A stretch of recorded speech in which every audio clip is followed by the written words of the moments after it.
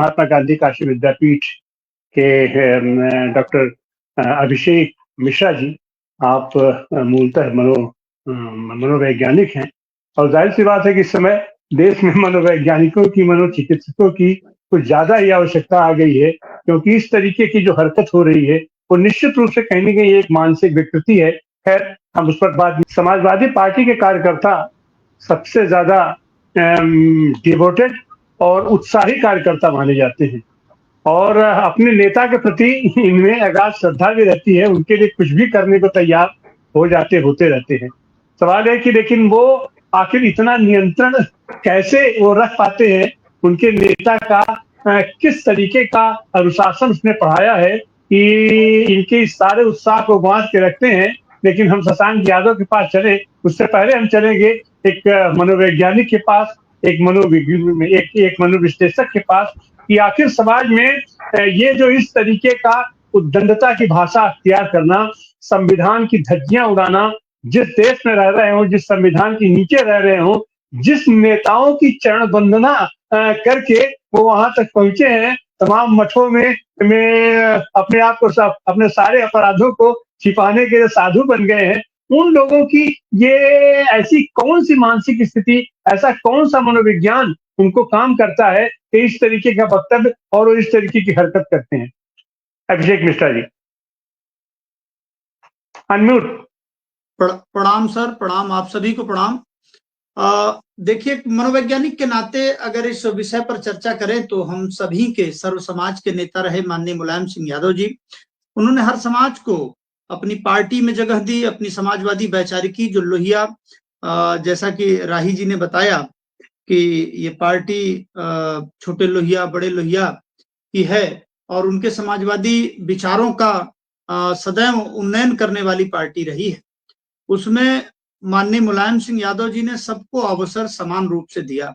रही कि इस कुंभ में सबको सरकार ने एक प्रॉपर स्थान दिया हुआ है, जो पूर्व में प्रशासन ने निश्चित किया। सेक्टर 16 में जो स्थान समाजवादी कार्यकर्ताओं को अलॉट हुआ, जिसमें कि उन्होंने जनता आने वाली भीड़, जो एक भीड़ ही कहेंगे, क्राउड साइकोलॉजी की बात कहें, राही जी ने कहा कि राख पोत लेने से कोई संत नहीं होता, तो ये बिल्कुल बात सही है। न जाने कहां कहां से, किन कंदराओं से कौन से लोग निकल करके आते हैं और उन्हें पहले किसी ने देखा भी नहीं है, उनके हाव भाव व्यवहार से बहुत परिचित भी नहीं है। वो उस भीड़ में रहते हैं, अपनी गतिविधियां भी करते हैं।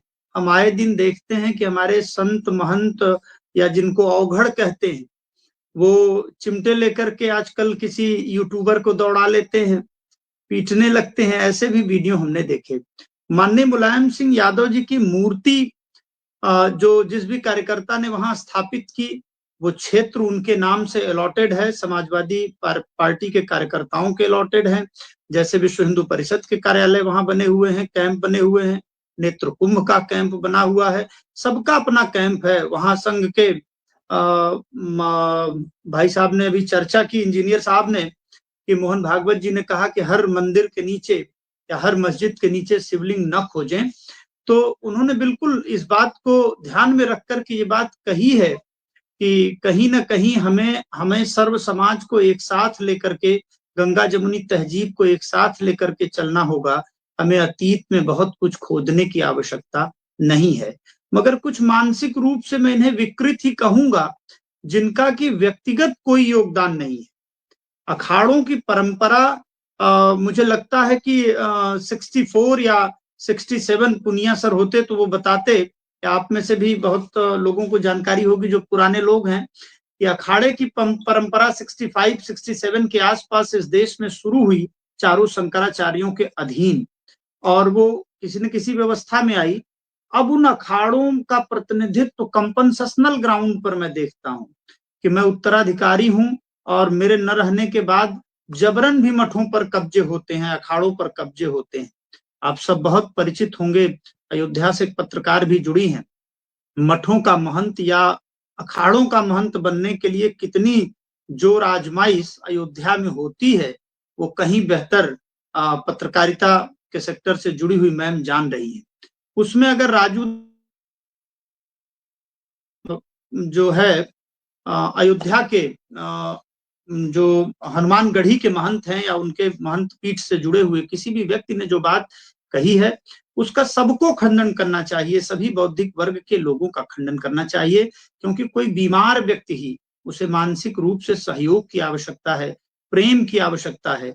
मगर हाँ, इतना जरूर हम कर सकते हैं कि कुंभ में बहुत भीड़ है, बहुत सारे लोग हैं, ऐसे एक दो मानसिक रूप से विकृत लोगों की बात जो सरकार से एक अनएक्सेप्टेड फेवर पाने के लिए भी कई बार सरकार की इच्छा के बगैर भी कोई बात रख देते हैं, जिसमें शायद सरकार की इन्वॉल्वमेंट न भी हो, लेकिन चूंकि वो भगवा वस्त्र धारण किए हुए हैं, किसी सम्मानित अखाड़े के सदस्य हैं, तो हमें निश्चित तौर पर उसे हम उस पर्टिकुलर संस्कृति, सभ्यता या उस वैचारिकी से संबंध रख करके देखते हैं। हर कॉमन व्यक्ति ही ऐसे देखता है।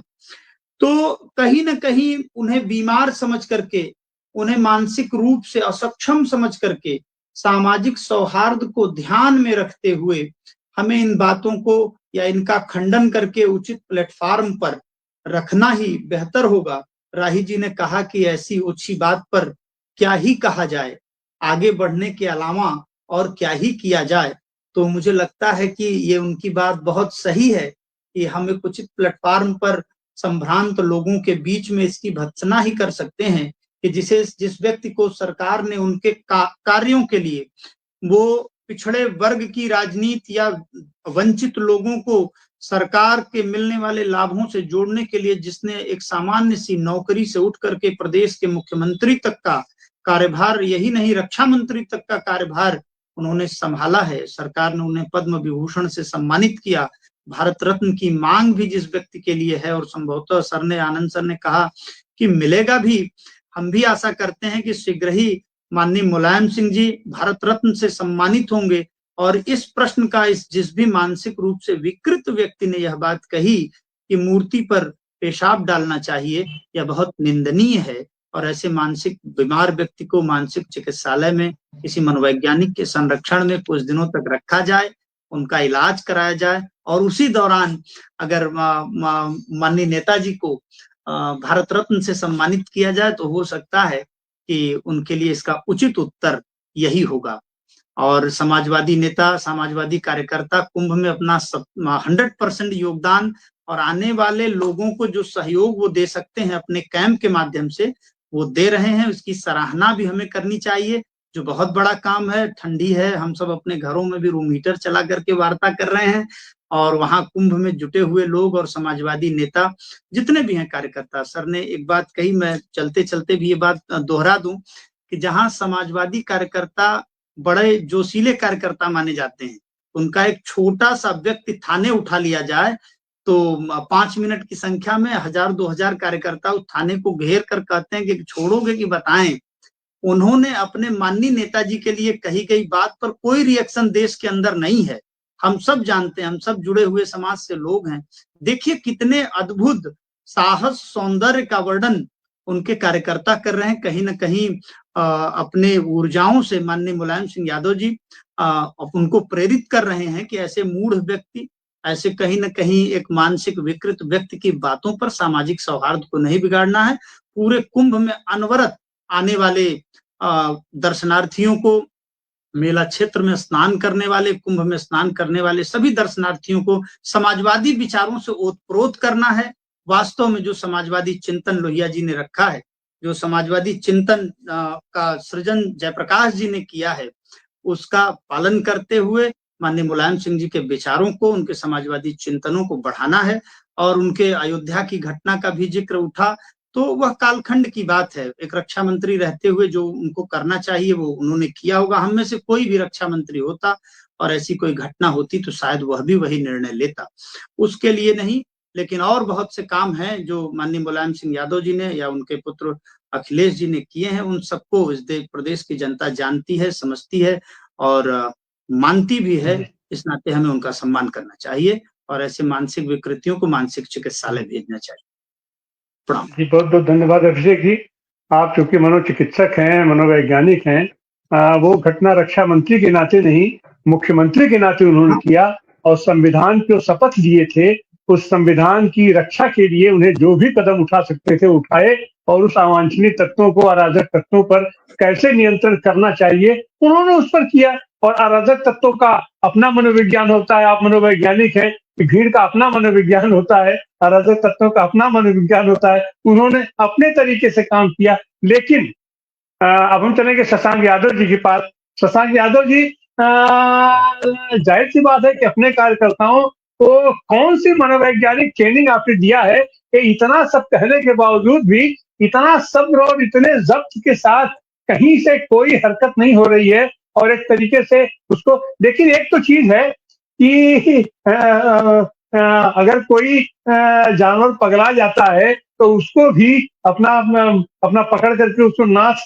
हम लोग पहना के और उसको जो है कब्जे में कर लेते हैं। तो ये जो अराजक तत्व है इस टाइप के, आखिर इनको नाचने का काम, इनको पगहा में बांधने का काम कब कैसे होगा, इसके बारे में कुछ तो रणनीति बनानी पड़ेगी। अगर सरकार नहीं बना रही है, अब सरकार तो छुट्टा सांड छोड़ दी है, हम सारे किसानों का जो सारी फसलें सब चल जा रहे हैं, उसके बावजूद भी लोग नहीं बोल पा रहे हैं। तो क्या ये जो छुट्टा सांड ये लोग समाज में छोड़े हैं धर्म के नाम पर और ये तरह तरह के नाम पर, आखिर इस पर नियंत्रण करने के लिए और हमारे नेता को इस तरीके से अपमानित करने के लिए इनको कब तक हम इंतजार करेंगे इनकी नियंत्रण का? शशांक यादव जी। अभी वक्ताओं की बात भी सुनी और आपका सवाल भी सुना,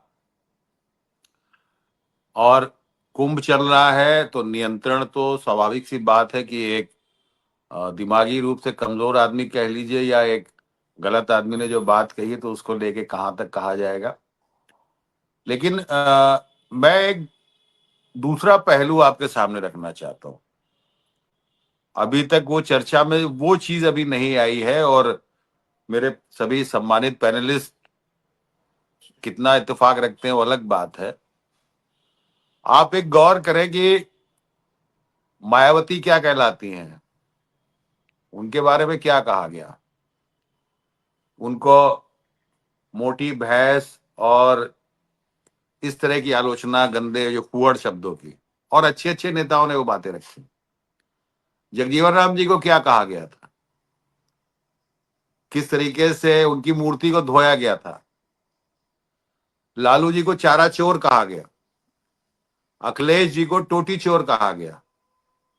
आप गौर करिए कि जितने समाज के कमजोर वर्गों की तरफ से जो नेता निकल कर आए हैं, उनके लिए जो गाली शब्द है, संसद के अंदर मुसलमानों को जो है बाकायदा कटुआ करके जो है धूरी ने वहां पर बोला, पार्लियामेंट की असंसदीय भाषा को। और जो दूसरी तरफ गौर करिए, इंदिरा जी पर इमरजेंसी का पूरा आरोप लगा। वो हिटलर रूप में तो कहलाई लेकिन किसी ने उनको चुड़ैल नहीं कहा। मैं यहां पर यह चीज कहना इसलिए चाह रहा हूं कि जिस भागीदारी की लड़ाई, जिस सम्मान की लड़ाई को कमजोर वर्गों के लोग या लोहिया के चाहने वाले लोग मांग रहे हैं, जब उनकी मेधा और जब उनके संगठन कौशल से जब नहीं आप निपट पाते हैं, तो ये खेल पूरी दुनिया में चल रहा है कि जैसे किसी महिला नेता को अगर आप कंट्रोल में नहीं कर पा रहे हो तो उसके चरित्र को लेकर तुरंत एक कानाफूसी शुरू हो जाती है।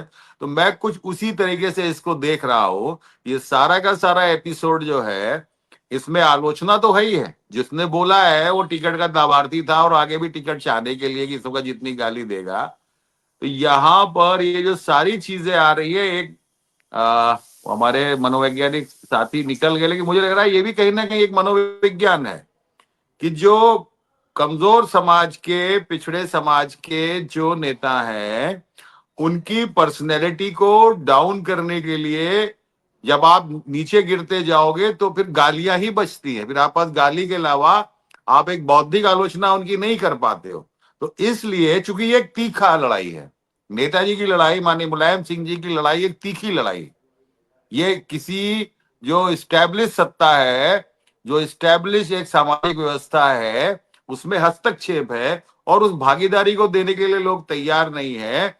और जब एक पूरी से मिस इन्फॉर्मेशन का, झूठ का और मक्कारी का एक माहौल चारों तरफ चल रहा है। अमेरिका जैसे देश में जब ट्रंप जीत सकता है तो मुझे लग रहा है कि हम आप लोग अभी कुछ क्षण के लिए जो है वो पर्दे से आउट होते जा रहे हैं। उदारवादी, तर्कवादी जो सहनशील लोग हैं, उनकी इस समय ऐसा लग रहा है कि जैसे वो बच्चों का एक सीरियल आता था कि अंधेरा कायम हो, जो शैतान का राज हो, तो इस वक्त एक मुझे लग रहा है कि एक जो स्टुपिडिटी का एक माहौल है, जो कम अक्ल लोगों ने एक बहुमत बना लिया है और वो किसी भी तरीके से संवेदनशील लोगों को, क्योंकि संवेदनशील व्यक्ति के सवालों का आपको तर्क के आधार पर जवाब देना है, और जब तर्क के आधार पर जवाब नहीं देना है तो आप मेरी शक्ल देख के मजाक उड़ा सकते हो और 10 लोग उसमें हुर हुर करके ताली बजाने लगेंगे।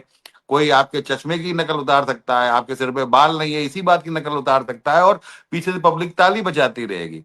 हम लोग जब मंडल मूवमेंट की मीटिंगें कर रहे थे 80, 89, 90 की जो पीक पीरियड चल रहा था, आप तिवारी जी यकीन नहीं करेंगे, 1.5 घंटा पिन ड्रॉप साइलेंट होती थी और जनता, देहात की जनता सामाजिक न्याय के पहलुओं को, आरक्षण के पहलुओं को, सांप्रदायिकता के मुद्दों को बड़ी गंभीरता से सुनती थी। लेकिन पता लगता था कि मैं एक घंटे बाद, पौन घंटे बाद मीटिंग चल रही और कहीं से 2 लड़के आए और जय श्री राम का नारा लगाया, पूरी मीटिंग डिस्टर्ब हो जाती थी। और उसके बाद एक वो माहौल बनता था, क्योंकि कमजोर जो तबके का, जो जिनके लिए हम लड़ाई लड़ रहे हैं, वो लोग तार्किक रूप से बातों का जवाब दे पाने में बेचारे अक्षम हैं। वो हमारी बात को सुन तो और समझ ले रहे हैं, लेकिन वो सामूहिक रूप से प्रतिरोध करने की क्षमता में नहीं होते हैं।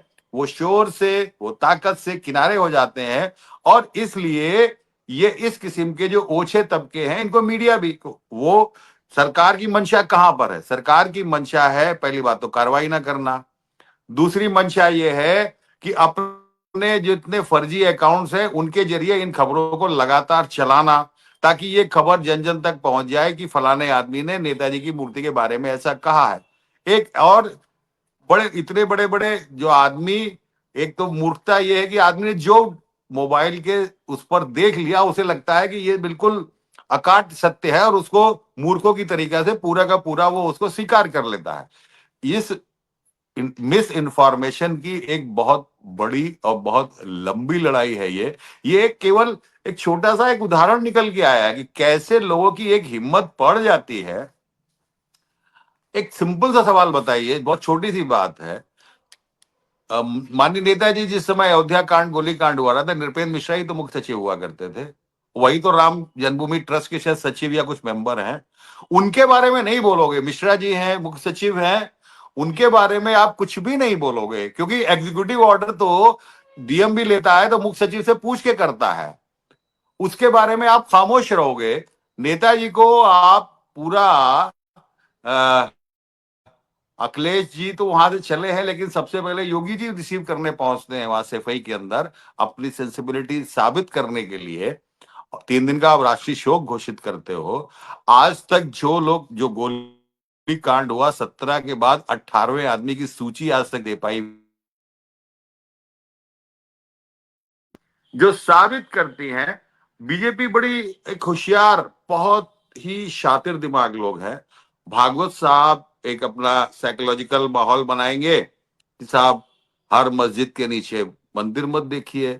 उसके बाद मोदी जी कह देंगे कि टोपी के रंग से, कपड़े के रंग से आदमी पहचाना जाता है। बड़े प्यार से वो कह भी देंगे कि मंगलसूत्र बढ़ जाएंगे और मुस्लिम्स के हाथ में पहुंच जाएंगे। उसके बाद फिर एक जना गडकरी साहब को पेश कर दिया जाएगा, वो अपनी एक सेकुलर इमेज लेके आएंगे। जैसे आप अटल जी आए तो आप अडवाणी जी को भूल गए। उसके बाद जब उन्होंने एक योगी का चेहरा लाए तो आपको अडवाणी जो है सेकुलर लगने लगेंगे। ये एक सिस्टमेटिक तरीका है कि एक उससे ज्यादा स्टेप बाय स्टेप एक प्रयोगशाला बनाते हुए स्टेप बाय स्टेप कम्युनल आदमी को बढ़ाते रहो, और ये लोग थक हार के चूर हो जाएंगे।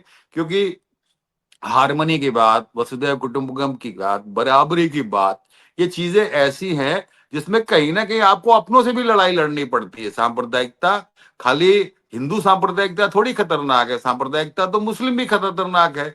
आपको वहां पर भी कहीं ना कहीं कॉम्प्रोमाइजेज आप करते चलते हो, जिसका नतीजा ये निकल के आता है। और हमारे आप जैसे लोग, जो हम लोग चैनल पे बैठे हुए हैं, कभी कभी मुझे तो लगता है कि हम लोग भी कहीं भक्तों वाली श्रेणी में आ गए। हम लोग इतना मान के चल रहे हैं कि साहब इस देश का सेक्युलरिज्म जी टूटेगा नहीं, इस देश की हिंदू मुस्लिम एकता टूटेगी नहीं, और उसी को हमने एक फंडामेंटल्स बना लिया और उसके बाद उसी के बाद चल रहे हैं। जबकि हकीकत यह है कि देश काल के साथ लगातार इतना जहर बोया जा रहा है कि आपको नए नए एंटीडोट्स निकालने पड़ेंगे। नया जहर तो नया एंटीडोट, जी नई ताकत, और आपको कंटिन्यूस प्रोसेस है। सांप्रदायिकता से लड़ना, मूर्खता से लड़ना एक कंटिन्यूस प्रोसेस है। एक बेवकूफ बच्चे को, टीचर को सालों लग जाते हैं, तब जाके वो लिखना पढ़ना और आदमी बनना सीखता है। एक बना हुआ जो जी मूर्ख है, जो कसदन मूर्खता को ही इनकैश करना चाहता है, वो सोचता है कि जब हमें 1000 भेड़ों में 99, 100 भेड़ों में 99 मूर्खों का राज है, तो मूर्खों की तरह राज करो। हमें जरूरत क्या है कि जो है हम जो अकलमंदी की बात करें, तो आज की तारीख में अकलमंदी की जी बात करना मूर्खता हो गई है। अब तो ऐसा लग रहा है मूर्खता ही आज की तारीख में हिट जी चीज शशांक जी। है। और आप जब रीजन बात करते हैं, तो मुझे लगता है, लेकिन कोई बहुत इसमें वो ये एक फौरी वक्त है। जनता धीरे धीरे, क्योंकि आर्थिक मुद्दों पे जी जनता अब एहसास कर रही है कि इससे हमें कुछ मिल नहीं रहा, तात्कालिक। अब जी ट्रम्प भी जब आया है, तो उसने मेक अमेरिका ग्रेट अगेन बोलने के बाद आर्थिक स्थिति को मजबूत करने का एक वो नारा दिया है, तब जाके वो जनता जी की वापसी हुई है। ये कितना भी धार्मिक स्थिति कर ले, देश की आर्थिक स्थिति, गाड़ी इनके हाथ से निकल चुकी है। आज भी शेयर जी मार्केट में 5 लाख करोड़ रुपया डूब गया है। तो ये जनता आज नहीं तो कल जागेगी। लेकिन हमें आपको अपना हौसला नहीं खोना है और कंटिन्यूटी रखनी है इन चीजों में, कि गलत को गलत ही बोलना है। धन्यवाद।